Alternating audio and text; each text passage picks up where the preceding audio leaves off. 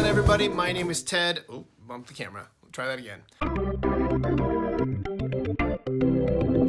What's going on, everybody? My name is Ted, and welcome back to Cooking with Ted. My dad called me the other day, and he said, Ted, these bagels you made back in 2018, ooh, they're so good. Will you please make them for us every time you come home? And I said, Daddy, you got it. Ideally, after we've all been self-isolating and some of us have been vaccinated, if we're able to get a vaccine safely and securely without jumping the line, then yes, absolutely, I will gladly do this for you. So then my dad told me, wow, Ted, you sound pretty confident. Do you think you can make Claire Saffitz'S Bagel recipe? To which I said, Daddy, challenge accepted. Folks, this bagel recipe belongs to Claire Saffitz. I am a big fan of Claire. I don't know her personally, but I'm using her first name because maybe someday we could become friends. So these bagels are a labor of love, but let me tell you something, they are very worth it. Let's roll the tape, fellas. Right, it's just me here. Roll the tape, me.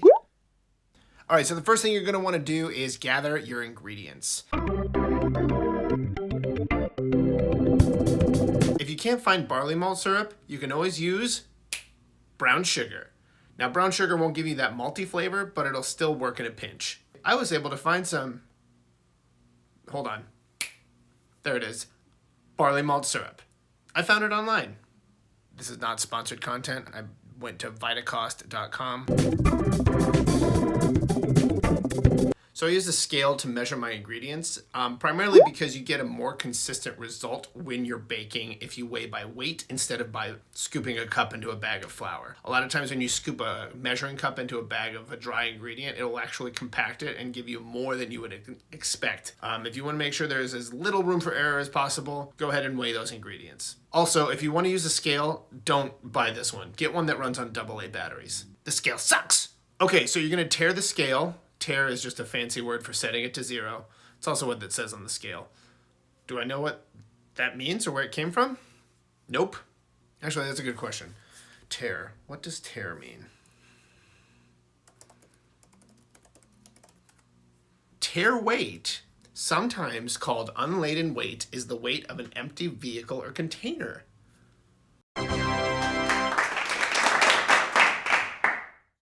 Let's get back to these bagels. So I'm using 120 milliliters of lukewarm water. I used a thermometer to make sure it was between 105 and 110 degrees Fahrenheit.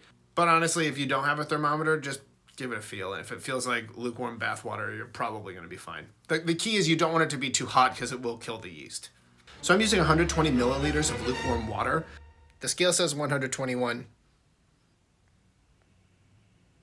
So what? I don't care. I'm a bad bagel boy.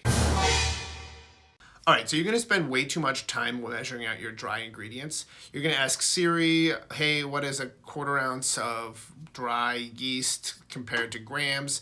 Siri's gonna tell you it's 7.09 grams. You're gonna say my scale doesn't go to 0.09 grams. In fact, it has a hard time measuring just single grams. This scale sucks! And then you're gonna look back at the recipe and decide, you know what, I'm just gonna use the teaspoons for this, even though I made this big song and dance about using a scale earlier.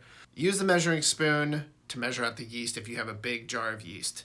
Otherwise, just use the packet. It calls for a packet. If you have a packet, use the packet. Move on with your life. Next, you're gonna add 2 tablespoons of barley malt syrup in a very sloppy manner. Go ahead and get your fingers in there. It doesn't matter. You're never gonna work in a professional kitchen anyway. But here's the twist. I'm not gonna apply for a job in a professional kitchen. Deal with it.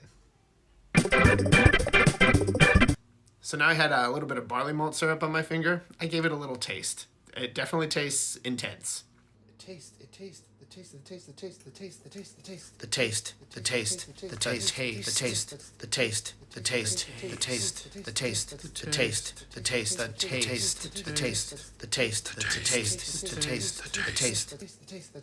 All right, so then what I did is I switched the fork I was using to mix it up with an actual whisk. I have multiple whisks, but a lot of times if a fork's handy, I'll just use that. Am I a little freak? Yes. We put the bowl to the side and we want to give it about 5 to 10 minutes to let the yeast activate.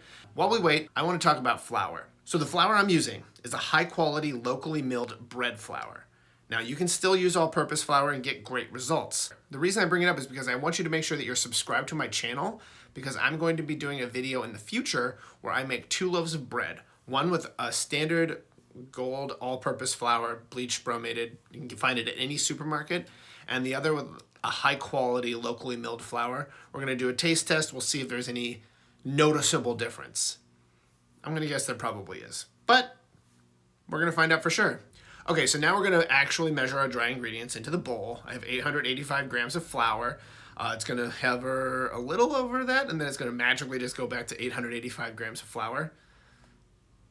This scale sucks! And now you're gonna add 17 grams of kosher salt. Now I couldn't find Diamond kosher salt, so I used Morton's. Now the yeast mixture, it's looking pretty bubbly, so you're gonna add that to the dry ingredients, and then you're gonna add another 420 milliliters of water. Nice. I actually added 420.69 grams. Nice. No, I didn't, because my scale doesn't measure anything less than a gram. In fact, it usually just measures things in increments of 2, so it's a real crapshoot whether or not it's accurate. I hate that scale. This scale sucks! With the 420 milliliters of water, I'll actually rinse out the bowl that the yeast and the barley malt syrup was in, just to make sure I get as much yeast and syrup out of there as possible. I just do it this way just to make sure that I'm using every last drop of those ingredients. The other thing I was going to say is that a gram of water and a milliliter of water weigh the same. What? It's a fun fact. Is that true? I'm gonna look that up before I put this out there. Because if it's not, I'm gonna look like a real fool.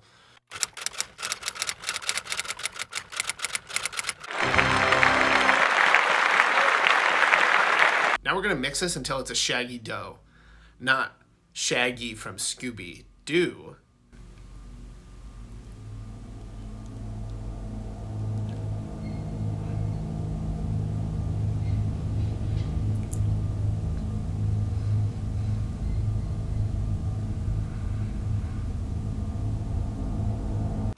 Now we're gonna knead it. All right, folks, now it's time to get to work. We're gonna knead this dough for 15 minutes. So set a timer, watch half an episode of Golden Girls, watch a whole episode of Space Ghost Coast to Coast. Do whatever you want for the 15 minutes while you're doing this, or you can just focus on the kneading. What I like to do is I'll think about all of my past failures and all of my future mistakes I'm bound to make, all on this journey we call life.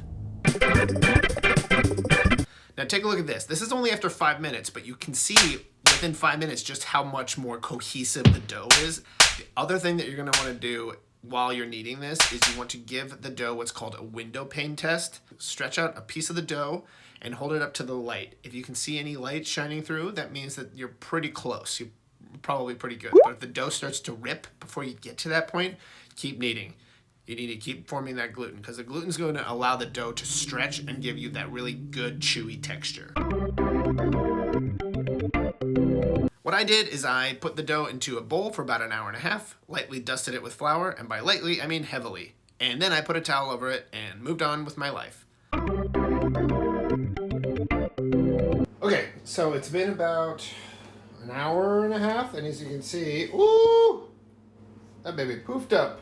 And so now it was time for me to separate the dough into 4-ounce chunks so that I could start forming the initial balls that the bagels will be coming from. Yikes. This is another step where you're gonna wanna use a scale. Thankfully, this scale can measure ounces and fractions of ounces, so it did a good job here. I'm sorry I was hard on you earlier, scale.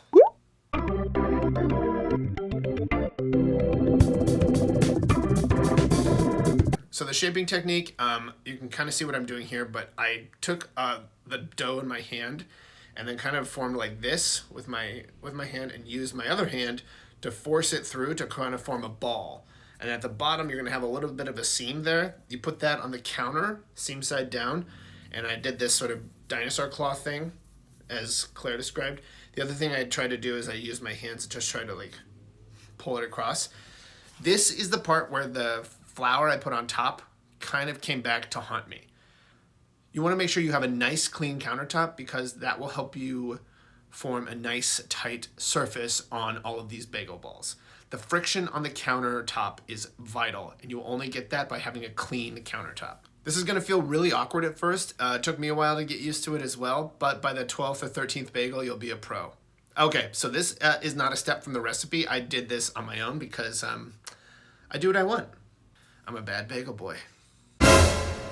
What I did here is I let them rest on the counter for about 15 minutes because I did jostle the dough around a bunch. That's just to let the gluten relax. Now you don't want to let it sit too long because then they will start proofing. Hey, welcome to Shaping Talk with me, Ted. Today we're talking about the two schools of thought when it comes to shaping bagels. 1, roll it out into a little snake, roll it around your hand and roll it up until you have a nice little bagel. 2, use your big thumbs and poke a hole in it and form the bagel that way. Which way is better? Personally, I do the poke a hole method. My hands are very big and I'm not very good at the snake method. So you're going to wrap them in plastic and put a damp towel over them and then put them in your fridge overnight. Oh, the next morning these bagels are looking thick.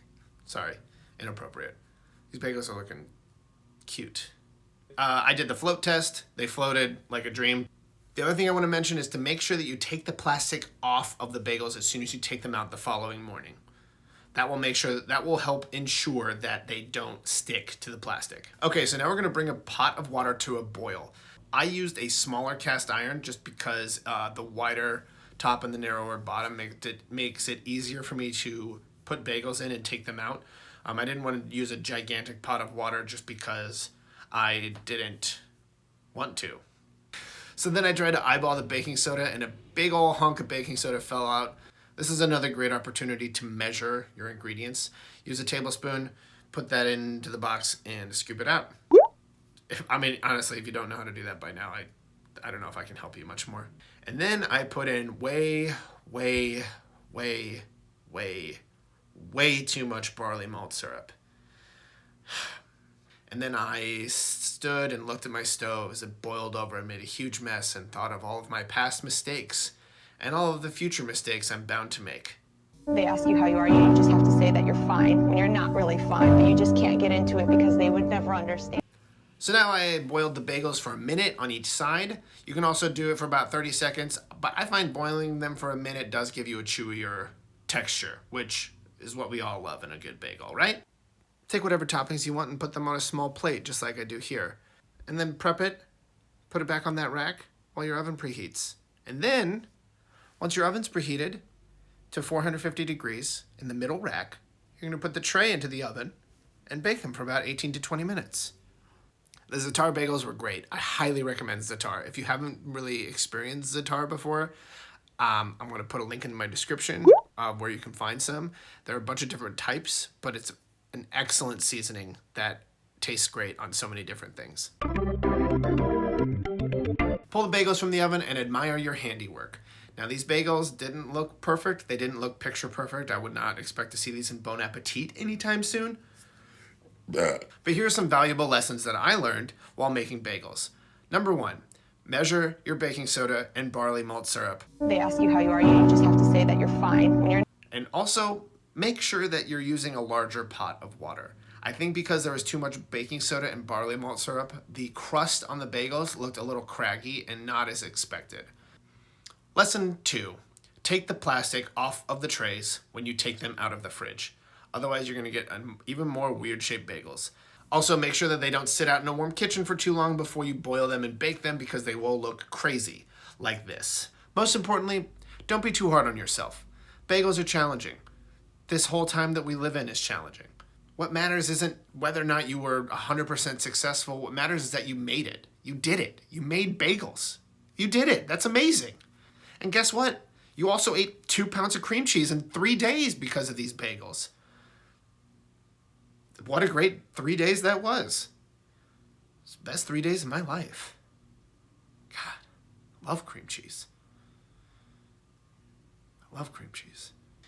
So my dad challenged me to make bagels and make a video about it, and I delivered. Folks, if there's anything you want to see me make, drop me an email or put a comment in this video. If you like this video, drop me a like. If you didn't, drop me a like anyway. If you hated this video, drop me a subscribe and click the bell. That way you'll be notified every time I post a video. and I'll be the first thing on your mind. I hope you're staying safe, I hope you're staying healthy, and I hope that this video gave you some insight or at least made you laugh. Thanks for watching, everyone. I'll see you next time.